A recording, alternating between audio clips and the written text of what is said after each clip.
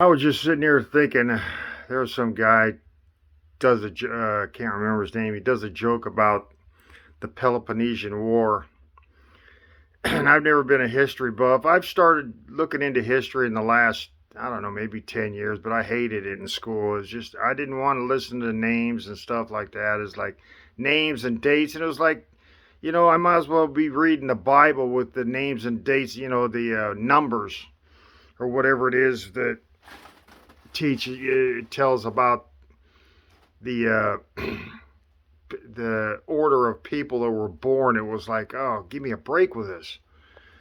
But if you read what you want to read about history, it's a lot more interesting than what government wants you to learn about it. In other words, they want to throw their names into history instead of you learning about history. They want to say, oh, there's famous people, and that way these greedy governments will get you to pay more attention to what they say and do because they're just greedy about getting in history books and money and everything else. But anyway, how you get kids interested. I was thinking, what would have made me interested in history? If you start out and you start telling stories of ancient Egypt, because I remember I was thinking I was going through in kindergarten. I remember they was trying to figure out hieroglyphics back then, and I think there was, or they might have said that they already figured it out. But anyway, they was trying to decode it or something like that, and it was kind of interesting, But what was interesting is the symbols and stuff. You got birds and they were just like the hieroglyphics. They weren't words, but it was interesting to a kindergartner. I mean, it wasn't, I was just thinking about it for some unknown reason. I hadn't read about it or anything like that because I was in kindergarten. I wasn't reading. I might have read, tried to, or I thought I read newspapers before I was in kindergarten. But anyway, the way to, I think would be interesting is you start telling stories, instead of giving them government and you just start throwing, and then just blah, blah, and then you want to learn this country's history. You start out with the oldest history on the planet. Okay, as far as we know right now, it's Turkey with, still Turkey, but I can't even remember it, Göbekli or something like that. But there's something older. They say that's 14,000 years older than Göbekli or whatever it is. They just discovered. But this is people that claiming that it's older than a city. They had the city of Ur in the Middle East or something like that, or Sumer, and then Ur, and then they argued over who was the oldest city there, and then the Jewish said, oh, it's Jordan's the oldest city, and then it's just an argument over the oldest cities. But anyway, so if you start out with something that has some, you can start at Göbekli and say, well, we just discovered, just tell stories. You don't force a perspective or a anything on them. You get them interested, and so you're telling them stories, and you don't want to bring dragons into it because that's just stupid. But you start out. Let's say you start out with ancient Egypt, and you tell stories of. You start out at the oldest, the oldest ruler, but you don't even have to. You don't even have to. I don't even think starting out with rulers. You could put in place a timeline because that really helps. If you have a timeline, instead of trying to tell somebody and reading a book is a scramble of words.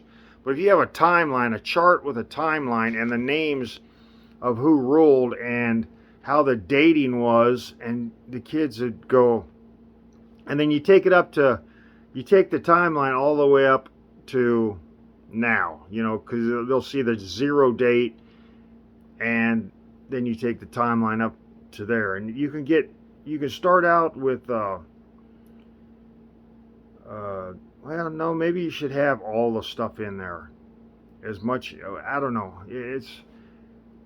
But learning about people, it'd be better to learn about what was happening as a whole instead of the individualistic.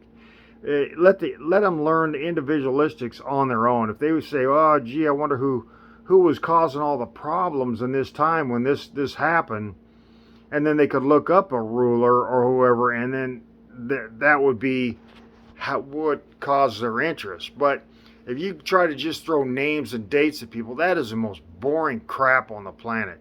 But if you throw what was happening, I don't mean writing. You could say, say the American Revolution, and all the crap that went into that, and there's all the stair steps that they said what led up to it, and then they argue, and then they're still arguing over, the stair steps, and was it this, that, and the other.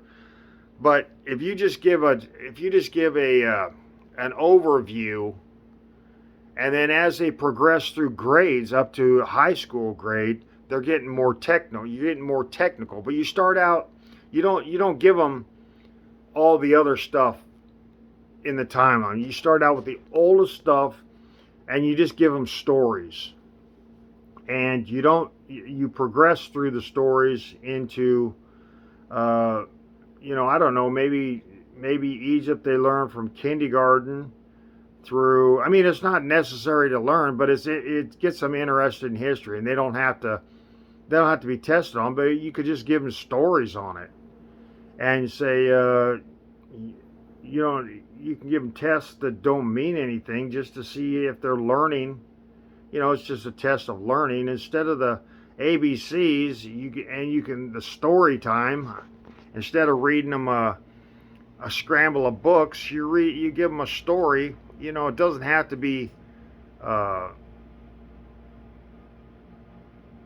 it should be at least as historical as it can be, but you don't have. You can.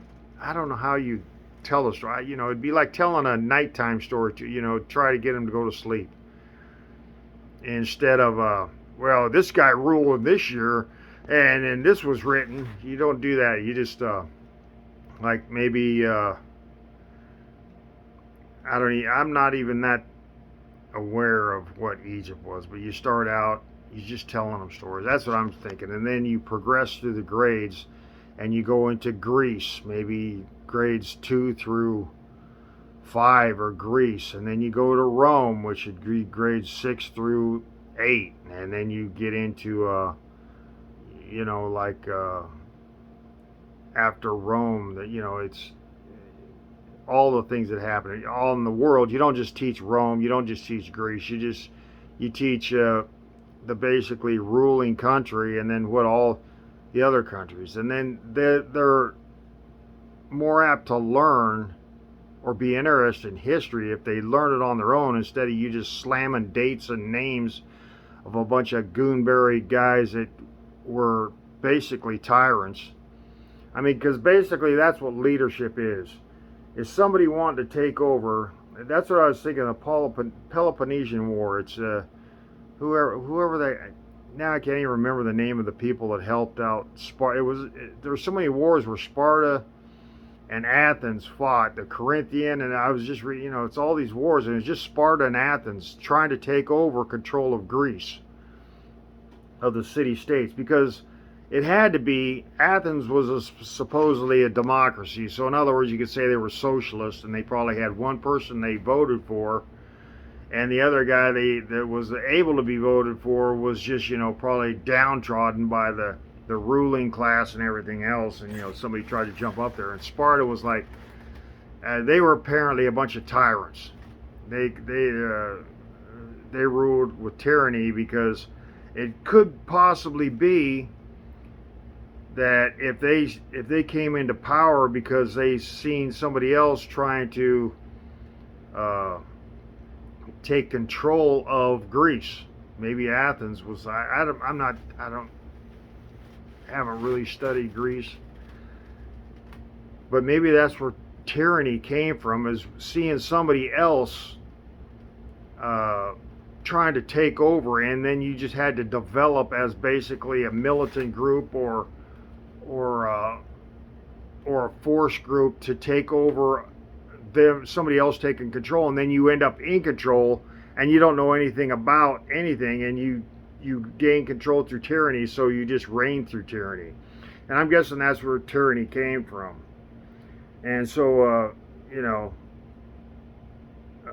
Biden trying to be socialist is probably him thinking he was Athenian or something like that, And the gun people are apparently Sparta. And who was that freaking? I don't know. The 300 fought against them. And starts with the Persians. That's what it was. The Persians helped Sparta win one of the wars, which was the Peloponnesian War, which gave game of victory. But then there was they took over Athens and tried to destroy Athens. Then they had the Corinthian War that brought Athens back. But then everything was so destroyed. They're not around anymore. You got Athens, Georgia. And there might be an Athens, Greece. I don't know. But they don't rule unless Athens is the capital city of Greece. I don't know. Because I'm not a world history buff. But I was just thinking, well, to get kids interested in learning about history, or at least it might get them to be interested in reading. Of course, there's other stuff too. Kids, it's a lot of things is maybe what's their parent, they just came out of being a school, talked to by their parents. Their parents are basically maybe whoever they played with, but play was just play. But learning should have been through their parents or whoever it was that was teaching them stuff. Now, whether it was teaching them to smoke and drink, I don't know. Or teaching them to work on a car, or teaching them to garden, or teaching them to,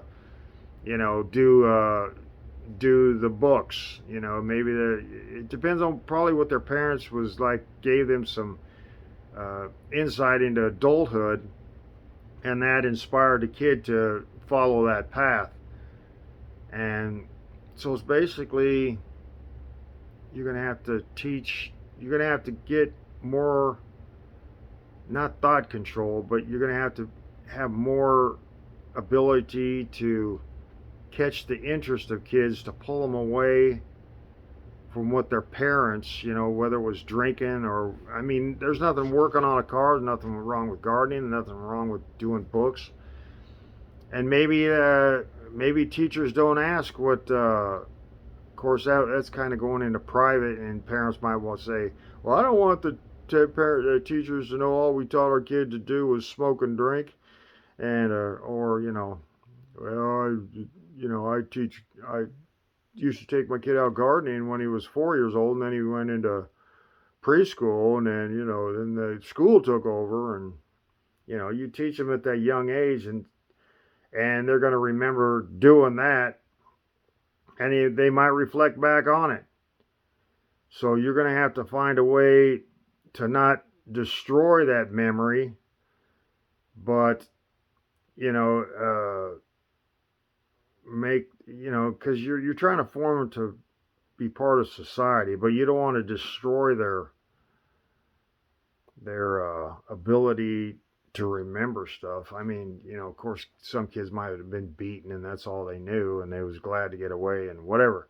You got all them situations that they're coming from a home, and then you're taking them. You sure as hell don't want to teach them about sex. What a stupid subject to teach kids about. There's enough people we've got 8 billion people on the planet. We don't need to teach them about sex. We don't need to teach them about agendas. Anyway, I was just thinking,